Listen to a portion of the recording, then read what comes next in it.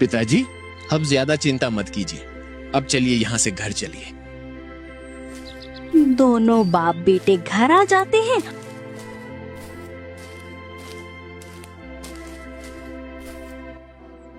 और निराश होकर बैठ जाते हैं।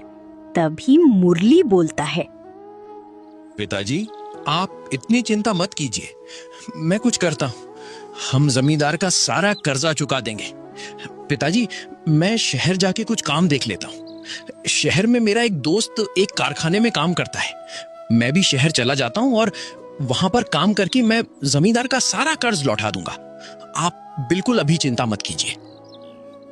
हाँ बेटा, तुम शायद सही कह रहे हो। वैसे भी यहाँ रहकर कुछ नहीं होने वाला। गांव में तो काम मिलने से रहा। तुम शहर ही चले जाओ, लेकिन बेटा वहां जाकर अपना ख्याल रखना। आप मेरी फिक्र मत कीजिए पिताजी, मेरे वहां और भी दोस्त हैं। मुझे चिंता की कोई बात नहीं, बस आप ही अपना ख्याल रखना। जाने से पहले मुरली अपनी बचपन की दोस्त और जमींदार की लड़की प्रिया से मिलता है। दरअसल प्रिया और मुरली एक दूसरे को पसंद करते हैं। ठीक है मुरली, तुम जाओ और अपना ख्याल रखना। जितना जल्दी हो सके उतना जल्दी वापस आ जाना। मुझे तुम्हारी बहुत याद आएगी मुरली। फिर मुरली पैसे कमाने के लिए शहर चला जाता है।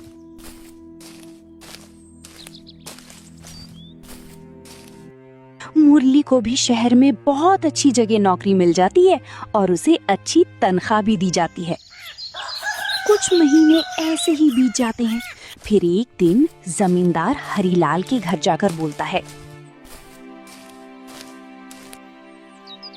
अरे ओ हरीलाल, तुमने अभी तक मेरा कर्ज नहीं लौटाया है। कब लौटा रहे हो? मैं और कितने दिन इंतजार करूं? तुम्हारा कर्ज लौटाने का इरादा है भी या नहीं, अभी बता दो। कुछ दिन और इंतजार कर लीजिए जमींदार जी। मेरा बेटा पैसे कमाने के लिए शहर गया हुआ है। वो जैसे ही आएगा मैं आपके पैसे लौटा दूंगा। ठीक है, मैं कुछ दिन और इंतजार कर लेता हूँ। अगले महीने तक अगर तुम्हारा बेटा नहीं आया तो याद रखना हरीलाल, मैं उसूलों का बहुत पक्का हूँ। अच्छे के लिए अच्छा और बुरे के लिए बुरा हूँ। अगर तुमने मेरे पैसे नहीं लौटाए तो मैं तुम्हारा पूरा का पूरा खेत हड़प कर लूंगा। नहीं नहीं जमींदार जी, ऐसा नहीं होगा। मेरा बेटा आता ही होगा। आप थोड़े दिन इंतजार कर लीजिए। मैं इस बार तो जा रहा हूं, लेकिन अगली बार मैं कोई बहाना नहीं सुनूंगा। ऐसा कहकर जमींदार वहां से चला जाता है और फिर कुछ दिन ऐसे ही बीत जाते हैं। एक दिन जमींदार किसी काम से शहर में जाता है तो उसकी मुलाकात मुरली से हो जाती है। मुरली जमींदार को वहां देख बहुत खुश हो जाता है और उनसे कहता है, अरे जमींदार जी नमस्ते, आप यहाँ कैसे? अरे मुरली, तुम? मैं यहाँ किसी काम से आया था। अच्छा, तो तुम यहाँ काम करते हो? हाँ जमींदार जी, मुझे यहीं पर नौकरी लगी है और अच्छा हुआ आप मुझे मिल गए। आपको कर्ज की रकम लौटानी थी। ईश्वर की कृपा से मेरे पास अच्छी खासी रकम जमा हो गई है। मैं अगले महीने गांव आने ही वाला था, लेकिन मुझे छुट्टियां नहीं मिल रही, इसलिए नहीं आ पाऊंगा। मैं सोच रहा था कि किसी के हाथ पैसे भिजवा दूं और आज आप मुझे मिल गए। अगले 2 महीने तक सब लोगों की छुट्टियां रद्द कर दी गई हैं, जिस कारण मैं अगले 2 महीने गांव नहीं आ पाऊंगा। आप यहीं रुकिए, मैं आपके पैसे लेकर आ रहा हूँ। ऐसा कहकर मुरली पैसे लेने घर चला जाता है और जमींदार वहीं खड़े खड़े सोचता है, इसका मतलब मुरली तो गांव लौटने से रहा। लगता है ईश्वर भी यही चाहता है और मेरा पूरा पूरा साथ दे रहा है। एक काम करता हूँ, मुरली से मिलने की बात हरीलाल से छुपाता हूँ। उसको मैं बताऊंगा ही नहीं कि मुरली ने मुझे पैसे दे दिए हैं। अगर उसे ये बात पता चली तो मुझे मजबूरन वो खेत मुझे उसे वापस देना पड़ेगा और ये मैं नहीं होने दूंगा। जमींदार ये सब सोच ही रहा होता है, तभी मुरली वहाँ पर आकर जमींदार से बोलता है। ये लीजिए जमींदार जी, इसमें आपके सारे पैसे हैं। और हाँ जमींदार जी, इसमें मैंने 5,000 अपने पिताजी के लिए भी दिए हैं।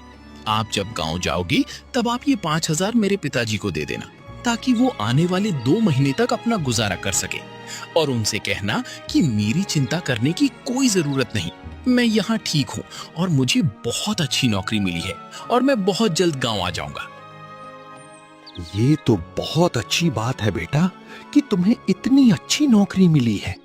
ठीक है, मैं तुम्हारे पिताजी को ये सारी बातें बता दूंगा और तुमने जो पैसे दिए हैं वो भी तुम्हारे पिताजी को दे दूंगा। तुम बिल्कुल भी चिंता मत करो। अब मैं चलता हूँ। ऐसा कहकर जमींदार वहाँ से गांव लौटकर आ जाता है।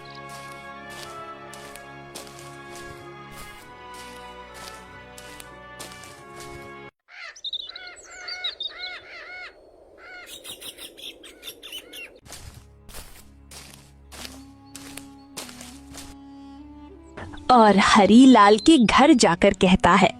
अरे हरीलाल, मैं कल शहर गया था ना, वहां मुझे तुम्हारा बेटा मुरली मिला था। क्या आप सच कह रहे हैं जमींदार जी? कैसा है मेरा बेटा? वहां सब ठीक तो है ना? उसे नौकरी तो मिल गई ना? क्या बताऊं हरीलाल, तुम्हारा बेटा बहुत मुसीबत में था। तुम तो जानते ही हो शहर में नौकरी मिलना कितना मुश्किल है। वो वहां पर जैसे तैसे खुद का गुजारा कर रहा है। तुम्हारा बेटा मुझे देखकर मेरे सामने रोने लगा, गिड़गिड़ाने लगा। उसने कहा कि यहां नौकरी तो मिलने से रही, वो कोई व्यापार करना चाहता था जिसके लिए उसे पैसों की बहुत जरूरत थी। उसने मेरे बहुत हाथ पैर जोड़े और उसने मुझसे कहा कि मैं तुमसे आकर घर के कागजात लेकर अपने पास रख लूं। ये घर गिरवी रखकर उसने मुझसे पैसे मांगे। मुझे उस पर दया आ गई, इसलिए मैंने उसे व्यापार करने के लिए पैसे दिए हैं। उसने मुझसे कहा था कि घर जाकर पिताजी से घर के कागजात ले लेना।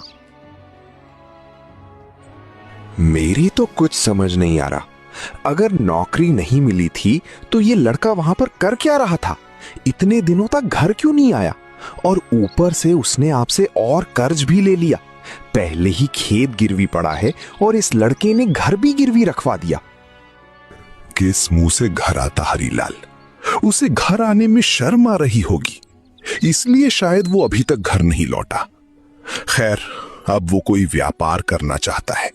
शायद उसका व्यापार चल पड़े तो अच्छा है। करने दो उसे। मैं यहां तुम्हारे घर के कागजात लेने आया हूं, वो लाकर मुझे दे दो। वैसे तो तुमने पिछला कर्ज नहीं चुकाया, इसलिए मैं उसे पैसे नहीं देना चाहता था, लेकिन वो मेरे सामने फूट फूट कर रोने लगा, इसलिए ना चाहते हुए भी मुझे उसे और कर्ज देना पड़ा। फिर हरीलाल घर के देखो हरीलाल, तुम्हारे बेटे ने कहा है कि अगले महीने वो यहां आकर मेरे सारे पैसे लौटा देगा। वैसे तो मुझे नहीं लगता कि ऐसा कुछ होगा, लेकिन फिर भी मैं 1 महीने का इंतजार और कर लेता हूं।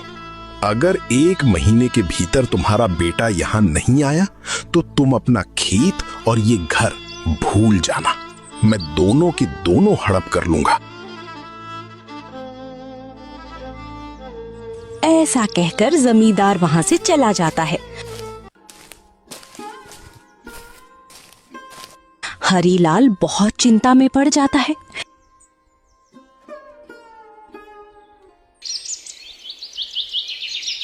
देखते ही देखते महीना बीत जाता है और जमींदार हरीलाल के घर आकर कहता है, अरे ओ हरीलाल, बाहर निकलो। बस बहुत हो चुका। तुम बाप बेटे को मैंने बहुत समय दे दिया है, अब और नहीं। मेरा सब्र का बांध अब टूटता जा रहा है। अब मैं और इंतजार नहीं कर सकता। मैं कुछ कह नहीं रहा तो तुम दोनों बाप बेटे मिलकर मेरी अच्छाई का फायदा उठा रहे हो। अब मैं और सहन नहीं करूंगा। चलो निकलो इस घर से। अब ये घर मेरा हो चुका है, जैसा कि मैंने कहा था। अब इस घर और उस खेत पर तुम्हारा कोई अधिकार नहीं। ऐसा मत करिए जमींदार जी, मुरली आता ही होगा। थोड़े दिन और इंतजार कर लीजिए। मुझ बूढ़े पर तरस खाइए। मैं कहां जाऊंगा, कहां रहूंगा? वो तो तुम्हारे नालायक बेटे को सोचना चाहिए था, लेकिन उसने तुम्हारे बारे में कुछ भी नहीं सोचा और ये घर गिरवी रख दिया। और देखो तो तुम्हारे बेटे को तुम्हारी कितनी चिंता है। अभी तक वो यहां नहीं लौटा। मुझे तो लगता है वो अब कभी लौटेगा भी नहीं। मैं वो कुछ नहीं जानता, बस मुझे ये घर चाहिए। निकलो इस घर से। हरीलाल बहुत मिन्नतें करता है, फिर भी जमींदार उसकी एक नहीं सुनता और हरीलाल को घर से बाहर निकाल देता है। हरीलाल के पास अब ना कोई रहने का ठिकाना था और ना खाने का कोई जरिया।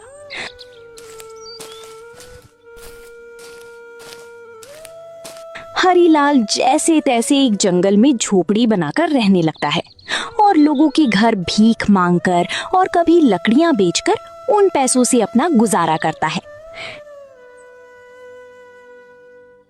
ऐसे ही कुछ दिन बीत जाते हैं। फिर एक दिन हरीलाल जब किसी से खाना मांग रहा होता है, तभी वहां पर मुरली आ जाता है।